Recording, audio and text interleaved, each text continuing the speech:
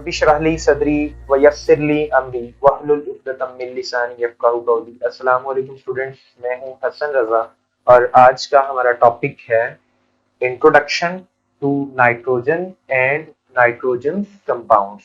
तो हम इस लेक्चर में क्या पढ़ेंगे? अकरेंस ऑफ नाइट्रोजन पढ़ेंगे, पेक्यूलियर नेचर ऑफ नाइट्रोजन पढ़ेंगे और नाइट्रोजन के कंपाउंड्स के बारे में जो है वो डिस्कस करेंगे। ओके, तो लेट मी स्टार्ट।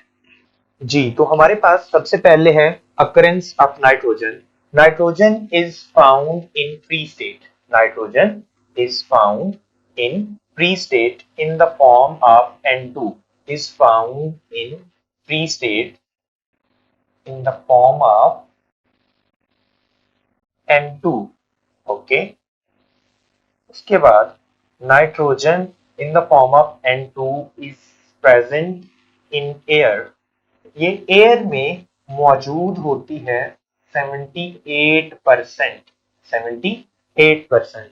अब इतनी ज्यादा नाइट्रोजन एटमॉस्फेयर में मौजूद है, आप देखें, एक अंदाजा सा लगाएं कि oxygen in atmosphere O2 is 20%, ठीक है, नियरली 20%। तो अब आपके पास ये 20% है ऑक्सीजन और ये 78% है, ठीक है। 21 या 20% आपके पास ऑक्सीजन है और ये 78% है। ऑक्सीजन की अहमियत का अंदाजा लगाएं कि अगर ये हमारा सांस जो है, जो हम 1 मिनट में 2-3 सांसें ले लेते हैं, या इसको अगर कोई हम बहुत ज्यादा देर तक भी डिले करे रखें, सांस को रोक के रखें, तो हम कितनी को देर ऑक्सीजन के बगैर रह सकते हैं। ये 20% चीज है जो एटमॉस्फेयर में मौजूद है और उसकी अहमियत का अंदाजा लगाएं आप। तो यहां से क्वेश्चन अराइज होता है कि नाइट्रोजन की प्रेजेंस 78% है, ठीक है, इन एटमॉस्फेयर। तो इसकी इंपॉर्टेंस क्या है? जो साइंटिस्ट थे पहले पहले उन्हें नाइट्रोजन ऐसे लगता था कि इसका कोई यूज नहीं है, क्योंकि नाइट्रोजन जो है ये हमारे पास मिनरल्स फॉर्म में नहीं पाई जाती। Nitrogen is not found, N2 is not found या nitrogen is not found in the form of its minerals, in the form of its minerals, ये अपने मिनरल्स की फॉर्म में नहीं पाई जाती।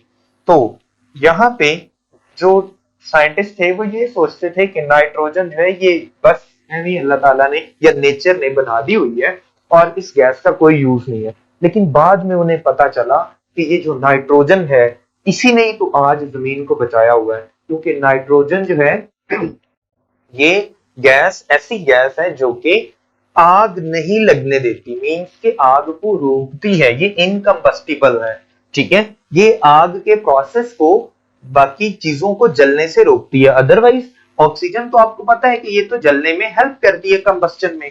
और एक जगह पे दुनिया में जमीन में कहीं भी आग लगती, पूरे एटमॉस्फेयर में जमीन के इर्द गिर्द ऑक्सीजन मौजूद है और आप देखते हैं कि पूरे का पूरा प्लेनेट जो है वो एक जगह पे आग लगने से जल रहा है। तो ये नाइट्रोजन का रोल उस वक्त जो है वो साइंटिस्ट को समझ आया जब उन्हें ये पता चला कि नाइट्रोजन गैस जो है ये इनकम्बस्टिबल है, कि ये जलती नहीं है। उसका रोल समझ आया कि ये इतनी, इसलिए अल्लाह ताला ने ये बना दी हुई है या नेचर ने ये बना दी हुई है कि उन्हें पता था कि आने वाले वक्त में एक इंसान नामी चीज ऐसी होगी जो कि क्या करेगी, जगह जगह पे आग लगाएगी, और इसलिए आज हमारी अर्थ जो है वो बची हुई है नाइट्रोजन की बदौलत। उसके बाद हम इसकी जो है वो बात करते हैं पेक्यूलियर नेचर की। तो हमारे पास अगर हम देखें तो नाइट्रोजन की जो पेक्यूलियर नेचर है, नाइट्रोजन वाहिद ग्रुप 5A का एलिमेंट है जो कि डायटोमिक फॉर्म में पाया जाता है, ठीक है। पेक्यूलियर नेचर ऑफ नाइट्रोजन में अगर हम देखें तो हमारे पास वाहिद जो है ये नाइट्रोजन है जो कि डायटोमिक फॉर्म में पाया जाता है, ओके। और उसके बाद हमारे पास नाइट्रोजन जो है इसका साइज बाकियों की निस्बत क्या होता है, बहुत छोटा होता है, ये स्मॉल साइज एलिमेंट है। नेक्स्ट, इसके अंदर जो है वो हाई इफेक्टिव न्यूक्लियर चार्ज होता है जो कि बाकियों की निस्बत ज्यादा है, ठीक है, high effective nuclear charge, okay. उसके बाद है जी हमारे पास ये हाई इलेक्ट्रोनेगेटिविटी इसमें पाई जाती है, या हाईली इलेक्ट्रोनेगेटिव होता है nitrogen as compare to other group 5A elements.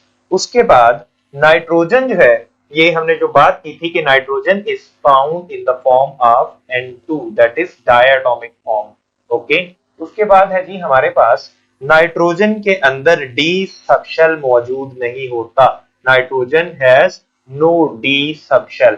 Okay, जबकि बाकी सब में क्या होता है, डी सबशेल मौजूद होता है, बाकी सब में क्या होता है, डी सबशेल मौजूद होता है। उसके बाद nitrogen has no allotrope, nitrogen का कोई एलोट्रॉप नहीं है, जबकि आप बाकियों को देखें तो उनके एलोट्रॉप मौजूद हैं। ओके हो गया। तो उसके बाद हम देखते हैं जी कि और कोई ऐसी प्रॉपर्टी जो कि नाइट्रोजन की हो जबकि बाकियों की ना हो, तो वो है कोवेलेंट कैरेक्टर। ठीक है, nitrogen shows covalent character, nitrogen shows covalent character, या आप ये कह सकते हैं कि nitrogen form 3 covalent bond, form 3 covalent bond, ये 3 कोवेलेंट बॉन्ड बनाता है नाइट्रोजन एलिमेंट, जबकि बाकी सब में क्या होता है, पार्शली आयनिक कैरेक्टर मौजूद होता है। ठीक है, नाइट्रोजन फॉर्म 3 कोवेलेंट बॉन्ड।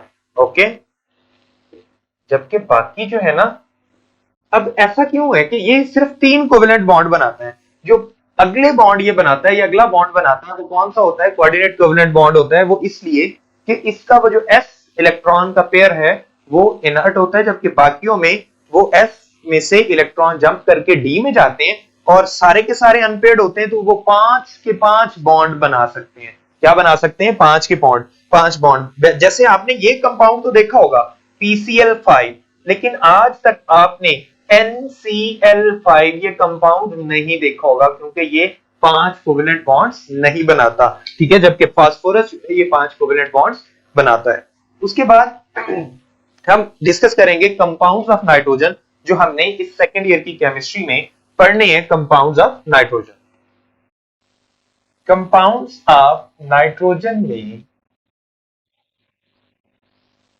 हमारे पास, कंपाउंड्स ऑफ नाइट्रोजन में जो हमारे पास कॉमनली कंपाउंड्स पाए जाते हैं नाइट्रोजन के, वो कौन कौन से हैं, हमारे पास ऑक्साइड्स हैं। क्या है हमारे पास, ऑक्साइड्स हैं नाइट्रोजन के। और दूसरा क्या है हमारे पास, ऑक्सी एसिड्स हैं। क्या है हमारे पास, ऑक्सी एसिड्स हैं। अब इससे पहले अकरेंस की एक बात है कि नाइट्रोजन जो है वो प्री स्टेट में तो नाइट्रोजन डाइऑक्साइड की फॉर्म में पाई जाती है। ठीक है, तो कंबाइंड स्टेट में क्या वो पाई जाती है या नहीं पाई जाती, कंबाइंड स्टेट में जस्ट लिविंग ऑर्गेनिज्म में नाइट्रोजन जो है वो मौजूद होती है in the form of proteins, in the form of urea and in the form of amino acids. Means के अमाइनो एसिड का ये कॉन्स्टिट्यूएंट हो सकता है, बहुत इंपॉर्टेंट कॉन्स्टिट्यूएंट है नाइट्रोजन, प्रोटीन्स में ये मौजूद होता है और यूरिया में ये मौजूद होता है, एनिमल्स में या प्लांट्स में। ओके, उसके अलावा हमारे पास जो इनऑर्गेनिक इसके कंपाउंड्स हैं नाइट्रोजन के, वो हम डिस्कस कर रहे हैं। हमारे पास ऑक्साइड्स हैं नाइट्रोजन के जो हमने सेकंड ईयर में पढ़ने हैं, और ऑक्सी एसिड्स हैं। अब ऑक्साइड्स कौन कौन से हैं, हमारे पास सबसे पहले है नाइट्रस ऑक्साइड N2O। ओके, और उसके बाद हमारे पास है नाइट्रिक ऑक्साइड NO। उसके बाद है जी हमारे पास N2O3 die nitrogen try oxide. ठीक है, या इसे हम क्या बोलते हैं, नाइट्रस एनहाइड्राइड। क्या बोलते हैं इसे हम, नाइट्रस एनहाइड्राइड। ओके,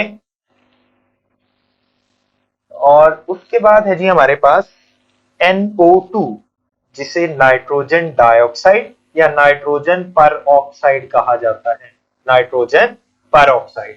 ओके, तो स्टूडेंट उसके बाद हमारे पास जो लास्ट ऑक्साइड है कार्बन का, वो है N2O5 die nitrogen pentoxide, N2O5 die nitrogen pentoxide, या आपके पास है nitric anhydride, nitric anhydride. Okay, तो आपके पास आप कहेंगे कि इनके ये वाले नाम मौजूद है, nitrous anhydride, nitrogen peroxide, nitric anhydride, तो इनको क्या बोलते हैं, इसको नाइट्रस ऑक्साइड बोला जाता है। क्या बोलते हैं, नाइट्रस ऑक्साइड। और ये जो NO है नाइट्रोजन ऑक्साइड, इसको नाइट्रिक ऑक्साइड भी बोला जाता है। क्या बोला जाता है, नाइट्रिक ऑक्साइड।